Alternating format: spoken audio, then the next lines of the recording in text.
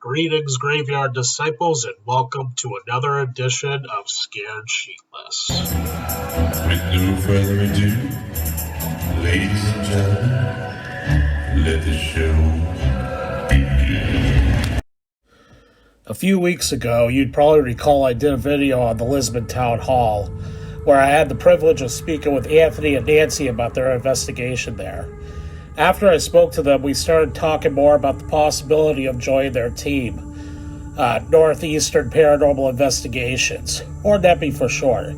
I was excited at the possibility of investigating ghosts and doing something like this. Let's show this prehistoric bitch how we do things downtown.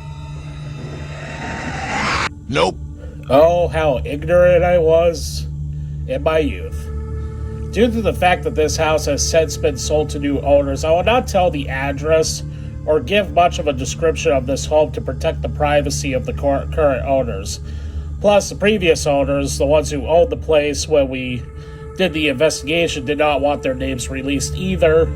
I will share some photos from the investigation and some videos that shouldn't give too much away. All I can say is that the house is located in West Danville, Vermont. But that is all I can give you.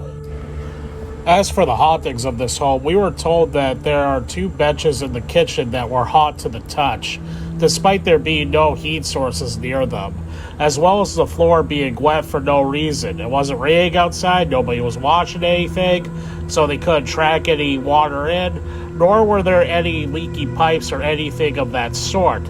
Also, I should mention that the home did belong to a medium at one point who went by the name Haiti. After the introductions and the clients telling us about their experiences, they left the house and had a fire outside to give us privacy to conduct our investigation. This is commonplace, and trust me, we do appreciate it because there have been times where the clients would stay, and it would sometimes be, to put it bluntly, a pain in the ass, especially when there are kids or the clients were crazy. Yes, I'll get to those fun ones in later videos. Be looking for that. Also, the unpleasant clients who were rude and rather aggressive when we did find evidence, and they assumed that we didn't believe them. Anyway, I'm rambling.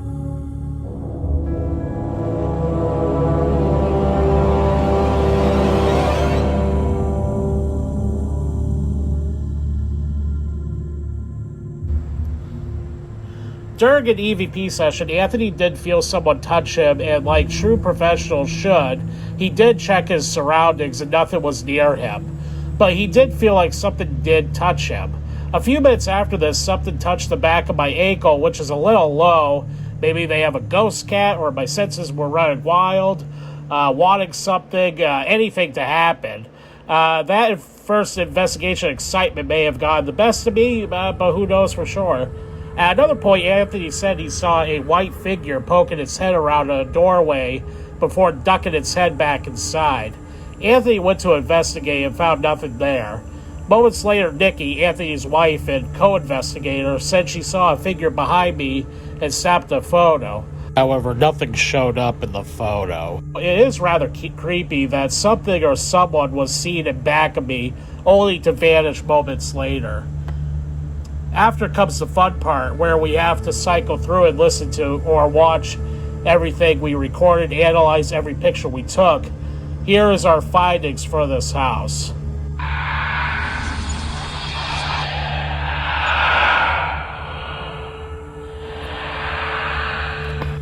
Now, I am calling on to you, Graveyard Disciples, to help Anthony and I out with these EVPs because we both listened to them and can't figure out what is being said. All we know is it's not any of us, and we were the only ones in the home, and the clients stayed out the entire investigation. So I'm going to play these EVPs, and then you can tell me what you think they might be saying.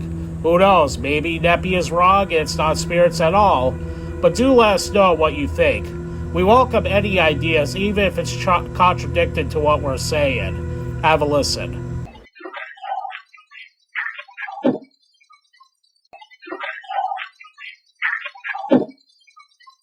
Why did you do a jacket box? Wow.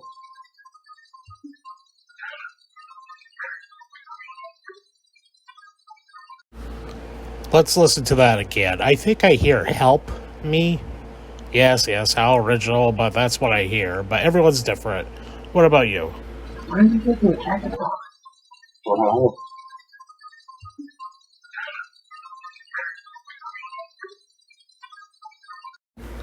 This next one's a little bit more tough. I cannot make out anything that whatever this is saying. But maybe someone with a keener hearing can probably help us out here. So what do you think? And I will replay it a little bit louder. All right, here we go.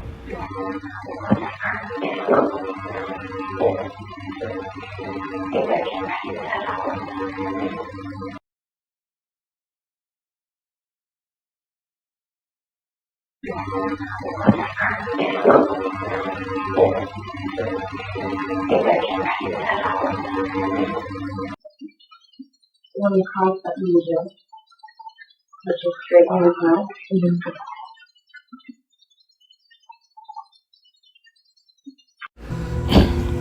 Okay, now this one's tough. I cannot make out anything of it. The first one's turned up to 150%, and I went up to 200%, and I still can't make out what this is saying. I believe it's Nancy talking in this, but I can't hear like any. I may be able to hear some whispering in it, but I'm not sure. But let me know what you think. when you call that you just put your straight on his mouth and then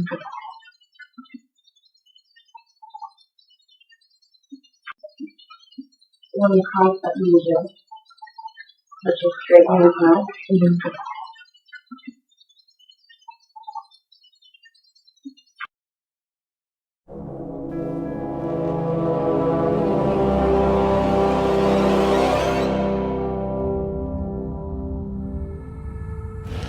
The next couple videos I'm going to show are Nancy doing a pendulum session and Phyllis using the dowsing rods. These two things are used to try and contact spirits. I do apologize for my poor camera work, and aside from a single flashlight, there's not much light in the video. However, you can see the pendulum and you can also see the dowsing rods. Let's see if anything happens. Grounded here? Oh. Huh. Are you buried here? Yeah. Yeah. Hattie, are you buried on this property?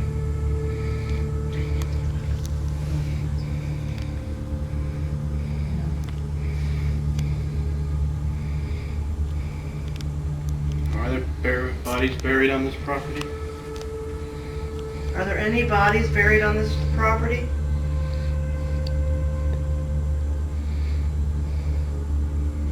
Could have been Sandy.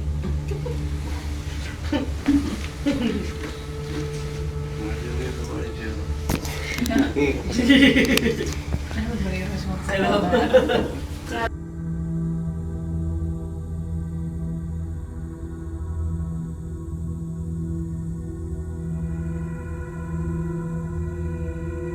Jim, did you die of a heart attack?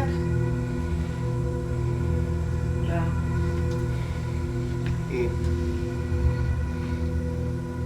Yeah.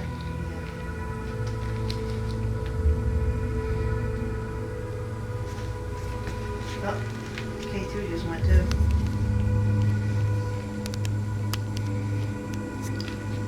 So it must have been like, I mean, it was a like instant thing, Yeah. which is Yeah, just- the best way. Yeah, ask them if it's in the bed over there. Are you happy where you are, Jim?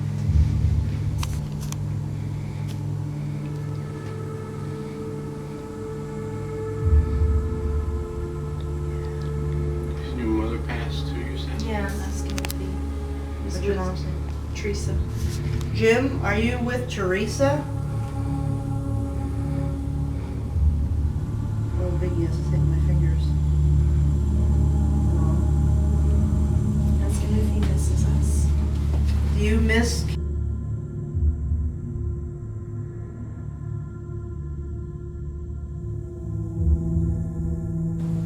And your grandkids? He probably doesn't miss you because he's probably constantly with you or around you, or you know what I'm saying? He says it yes, but I mean, he probably misses the fact that he's not with them. Poke my eye out. Jesus, it's doing it so much it keeps hitting against my knuckles.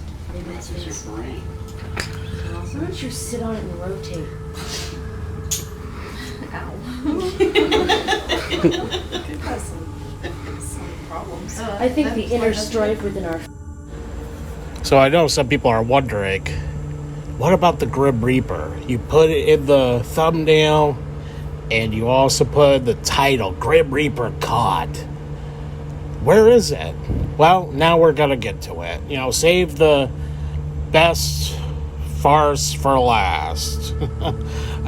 So, no, it's not clickbait. I know a lot of paranormal YouTube channels tend to do this, and yes, I do plan on making a video why I personally don't like paranormal YouTubers doing clickbait, thumbnails. It's just, it irritates me. I understand why, for the clicks and for that sweet monetization, but personally, I just don't like it. But anyway, so this isn't clickbait. I actually did capture this photo. It was taken during the investigation by me, and just for context, when I was younger, I was a hardcore, you can't tell me otherwise, every bump and creak of a house was a ghost believer. Basically, I was ignorant towards the paranormal. Nothing wrong with being a staunch believer or a staunch skeptic for that matter, but you do have to keep your feet planted and take a rational approach when investigating. But because of this, I was naive towards things like pareidolia. I hope I'm saying that right. Basically, meaning your brain tries to make sense of patterns it sees, and you start seeing, faces or what have you. For example, if you look at a wooden door, eventually you will see like a face or something. Also, a great example is that toast that looked like it had Christ on it, Jesus Christ on it, Jesus toast. Or if you're looking at the clouds, you will see something like an animal. A good friend and fellow paranormal investigator and current owner of All Things Weird store in New Jersey, cheap plug, Chris Chaos, totally his real name, did a fantastic article on pareidolia, which I'll provide in the description below. Check that out. But with that said, let's get to the photo. Look at it for a little bit. Pause the video if you have to. But I was dead set on thinking I caught a picture of a Grim Reaper looking at me through the window. I swore up and down that I saw the eye holes in the mouth of a skull, wearing a hood, holding his scythe. I posted on Facebook the day I discovered it, frantically saying, "It's the Reaper, dude," and people were like, "Yeah, I can see it too, freaky." And I showed Anthony, and he's like, "Nah, man, that's probably a smudge on the window," and I respected his opinion, although I cursed him under my breath for the next few months. Oh, he's just jealous. I caught the Grim frickin' Reaper, and all he got was some ghost being handsy with him. Hi, Anthony. I know you're watching. But eventually time heals all wounds, and I had to admit that he was more than likely right, and I stopped cursing him under my breath and calling him jealous. So, yes, I don't think that this is the picture of a Grim Reaper, but still, you can look at it. I still see it even to this day, but I know that's more than likely like a smudge on the window or something, who knows. But what do the team think? Is this place in Vermont haunted? Anthony would tell me it's a Class C all the way. We got EVPs, things were touching us in a non-preferred way, and shadow figures were seen. At the very least, whatever entity is haunting this place does not seem violent, which is a good thing. But we'll get to the violent ones soon enough, Graveyard Disciples, don't you worry. Okay, so you made this far. Now, last week when I did the teaser, I said the investigation didn't go well for me. How? I'll give you the short list. It was 34 degrees that night, and I showed up wearing nothing but a shirt, shorts, and sandals. Everyone else is bundled up. Speaking of bundled up, when one of my NEPI brothers, or sister in this case, was taking off her sweatshirt, she had me turn around just in case some skin was shown. I turned around conveniently towards a mirror and saw everything like George McFly being a peeping Tom. He's a peeping Tom. I mean, she was wearing a bra, but still, she was not amused by the humor of the situation. Also, I think it might have been this investigation where I had this Einstein moment. But when we were in the cellar, there was a fridge there, and I touched the fridge and made the most astute observation ever, and same with confirming intent that the fridge is cold. And I meant it. I don't know why I said it, but I was just like, I touched the fridge. I'm like, the fridge is cold. Anthony just made a grunt sound, and I was well on my way to being the village idiot of NEPI. When asked how I did after this was all said and done, two of them said, I did okay, but I need some work. Basically sugarcoated things to spare my feelings, while Anthony and Nikki were a little bit more blunt and said, you sucked, kid, but maybe eventually you'll do better. Okay, they probably did say that cruelly, but I got the gist of it. To be fair, I was moving around way too much, and basically, you're supposed to sit still, so that way there's not noise contamination and stuff like that. But hey, I was the rookie at the time. I was the young blood, so the grasshopper, if you will. So I had a lot to learn, and I think I did. But yeah, I was basically yelled at to sit the F down and be quiet. But the strange thing is, it's been almost 15 years, and they still haven't said if I got better or not. Stay here, that's fine, but you are not to bother anyone, or injure anyone, or interact with anyone if they don't want you to. We're not saying you have to leave, we're just saying you need to behave, or I will come back here.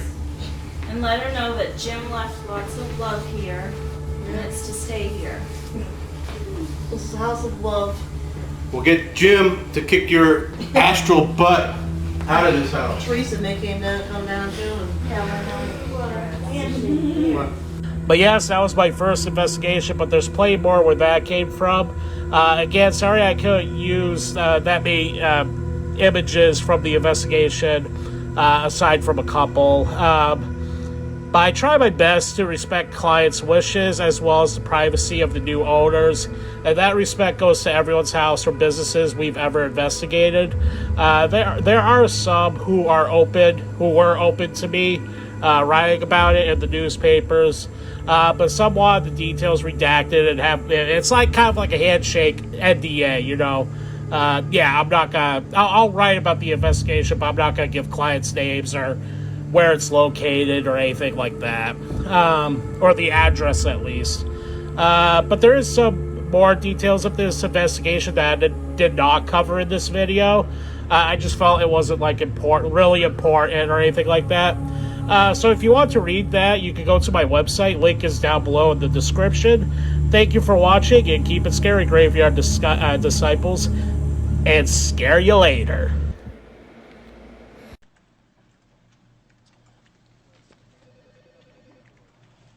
That is the worst idea I've ever heard in my life, Tom. Yes, it's horrible, this idea.